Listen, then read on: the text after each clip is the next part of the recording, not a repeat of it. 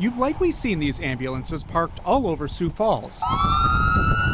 Or you've spotted them in action when someone needs help. You know, it means something every day to be able to go out there and make a difference. In May, Paramedics Plus officially took over for Rural Metro in Sioux Falls. Up to 11 ambulances may be parked throughout the city. Crews do this rather than waiting for calls in garages. It's really no different than when you see a police officer working on a report in a parking lot. The COO for Paramedics Plus in Sioux Falls, Michael Bureau, says this allows them to respond to 911 calls quickly. Repeat the location for me just to make sure I have it correct. Depending on the day, Metro Communications receives more than 950 calls from both its 911 number and the non-emergency 7-digit number. Metro Golden Creek Man Worth patient. It dispatches those calls to different agencies. We work with our first responders, the police officers, firefighters, and EMTs to determine, based on the information we gather initially, how high a priority is that to you for a response. So it's really a team effort. Metro Communications has a 5-category list for how it decides which 911 calls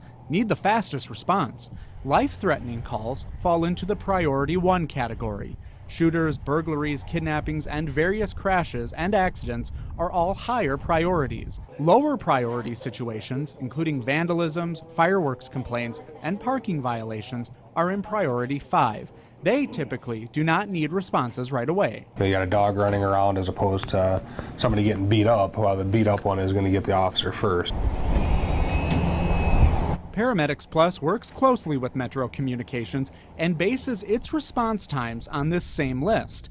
Bureau says they're contracted to answer 90% of Priority 1 calls in 8 minutes and 59 seconds. They want to respond to 90% of Priority 2 calls in just under 12 minutes and 90% of Priority 3 in under 16 minutes. We take those calls that were non-compliant for the day and we analyze them, look at them, play them back in Pulse, and then we all talk about them as a group so that we can figure out exactly what happened when we're not compliant so that we can make improvements. And we do that in all of our operations daily. According to the Sioux Falls Health Department, which tracks whether or not Paramedics Plus is meeting these expectations, the ambulance provider has been compliant every month its contract has been enforced. Its record of responding to Priority 1 calls is at more than 91%, Priority 2 is at more than 98%, and Priority 3 is at more than 96%.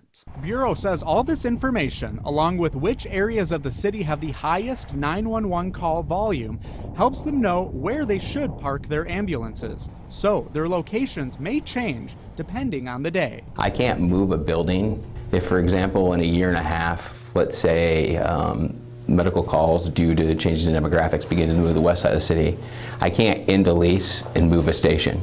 Metro Communications has a computer system that allows it to see where the ambulances are parked, so the operator knows who to send and can predict how long it will take based on the location.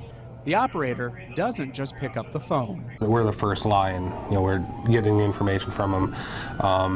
If they're having a medical emergency, we're helping them until help gets there. Giving them CPR instructions or bleeding instructions or whatever they need. So far, Bureau says the system is working for Sioux Falls and looks forward to seeing how it will continue to adapt to the city and 911 calls. For 240, 101 North Indiana, it's Bishop Dudley for transport to detox. It allows for you to have a more efficient use of your resources. It allows your ambulances to get off to calls because they're already situated, generally speaking, closer to where the likelihood of a call is going to be. With Eye on KELO-Land, I'm Brady Mallory. Available cover for the Bishop Dudley House.